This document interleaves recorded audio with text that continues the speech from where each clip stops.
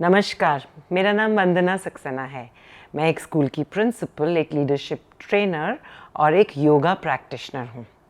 इस वीडियो में मैं आपके साथ बात करूँगी about 7 yogic postures which can be used instead of punishment for behavior change among children.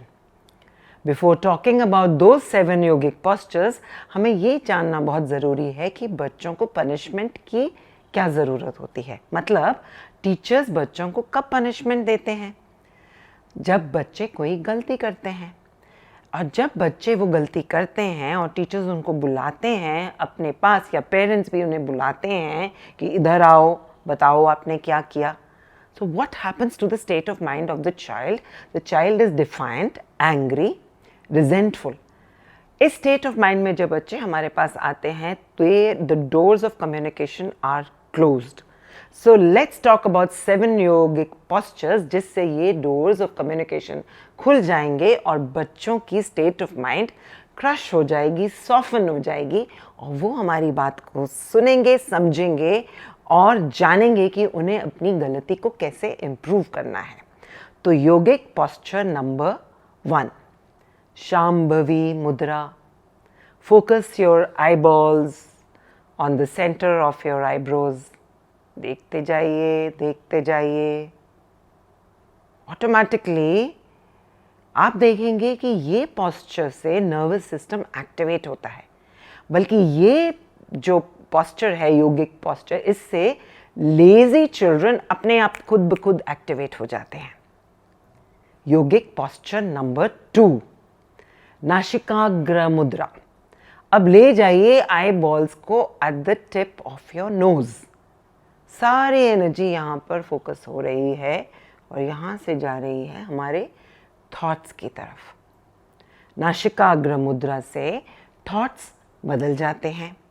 बच्चे को दे दीजिए पनिशमेंट, नहीं कहिए जाइए कोने में खड़े हो जाइए, लग जाइए, आंखों से देखिए नाक के सेंटर पे. ऑटोमेटिकली जो भी दिमाग में बच्चे के ऊल जलूल बातें चल रही होंगी वो सारे थॉट्स जब यहाँ पे आ जाएंगे, एनर्जी फोकस हो गई, एनर्जी गई ब्रेन में, automatically thoughts change and the behaviour of the child will change because of the change of the thought. अब आते हैं योगिक posture नंबर 3, मुकुल मुद्रा. Something like charging. ऐसे आप अपनी मुट्ठियों को बना लीजिए और यहाँ पर रख लीजिए. देखिए कुछ एनर्जी हमारे ब्रेन में जा रही है, हमारे थॉट्स को इन्फ्लुएंस कर रही है. Automatically there is a shift in the way thoughts happen and the child energy is elevated और वो अपनी गलती को समझने के उसके चांसेस बहुत ही बढ़ जाते हैं. अब बात करते हैं योगिक practice number 4, mindful movement break. कुछ योगा postures ऐसे हैं जिससे कि हम सब की स्टेट ऑफ माइंड एक पॉजिटिव वे में इन्फ्लुएंस होती है और हमारे थॉट्स ऑटोमेटिकली एक चर्न हो जाते हैं और उनका रवैया बदल जाता है. जैसे कि पर्वत आसना, माउंटेन पोज, और नटराज आसना, डांसिंग शिवा पोज और वॉरियर पोज.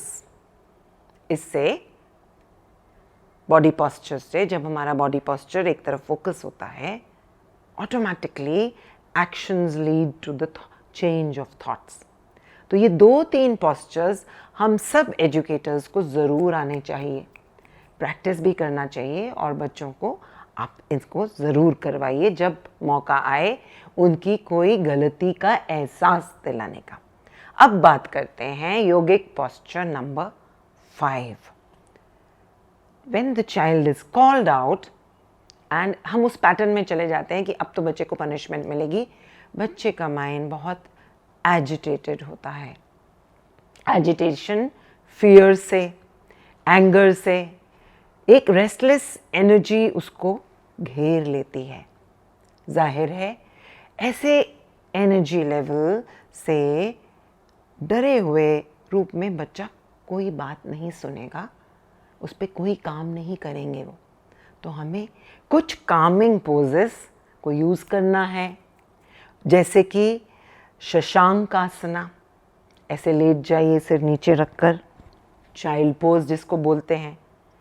पादहस्त आसना या विपरीत करनी, ज़मीन पर लेट जाइए, दीवार का सहारा लेके अपनी लेग्स को ऊपर करके थोड़ा सा बैक को ऊपर उठा लीजिए। ऑटोमेटिकली विपरीत करनी, जैसे कि नाम बताता है, एक स्टेट ऑफ माइंड एजिटेशन से कामनेस की तरफ स्वयं चली जाएगी।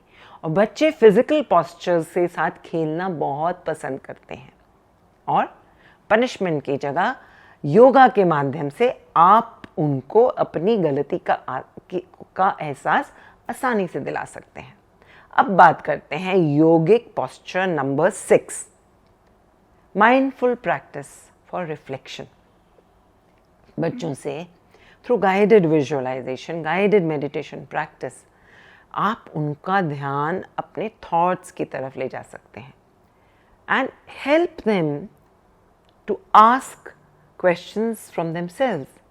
सेल्फ रिफ्लेक्शन बहुत ज़रूरी है अपने बिहेवियर को बदलने के लिए। अक्सर हम जब कोई गलती करते हैं तो हम अड़ जाते हैं, वहीं फंस जाते हैं, अडिग हो जाते हैं, मैंने तो ठीक किया। हम इसके बारे में नहीं सोचते, why did I do this, मेरे ऐसे करने से औरों पे क्या असर हुआ, मुझे इस बात पर क्यों डांट पड़ रही है, where was my value system, जो मेरे अंदर बसा हुआ है, मेरा अपना क्या वैल्यू सिस्टम में कुछ कमी आई, मेरी अपनी पर्सनल बिलीव्स क्या हैं और मैं इसको अलग तरीके से इस एक्शन को किस तरह से कर सकती थी। ये सेल्फ रिफ्लेक्शन की आदत बच्चों को शॉर्ट गाइडेड मेडिटेशंस के माध्यम से हम टीचर्स ज़रूर गाइड कर सकते हैं। अब बात करते हैं योगिक practice number 7, restorative yoga for relaxation. Shavasana के बारे में तो हम सब ने सुना होगा। लेट जाइए, एक फ्लैट ज़मीन पर लेट जाइए and relax yourself. Guide the child to relax the body. Just surrender to Mother Earth. In that surrender, automatically our muscles जो एकदम clenched होते हैं when we are agitated, they begin to relax. And when muscles begin to relax, our mind begins to relax. And when our mind begins to relax, self-reflection can follow. Surrender can follow. Doors of communications can open and automatically अगर हम ऐसे teacher बनना चाहते हैं जिनमें कुछ extra है तो हमें ये 7 योगिक पॉस्चर्स को ज़रूर यूज़ करना होगा for a long term behavioural change in the child, and that is the main purpose of a lighthouse teacher.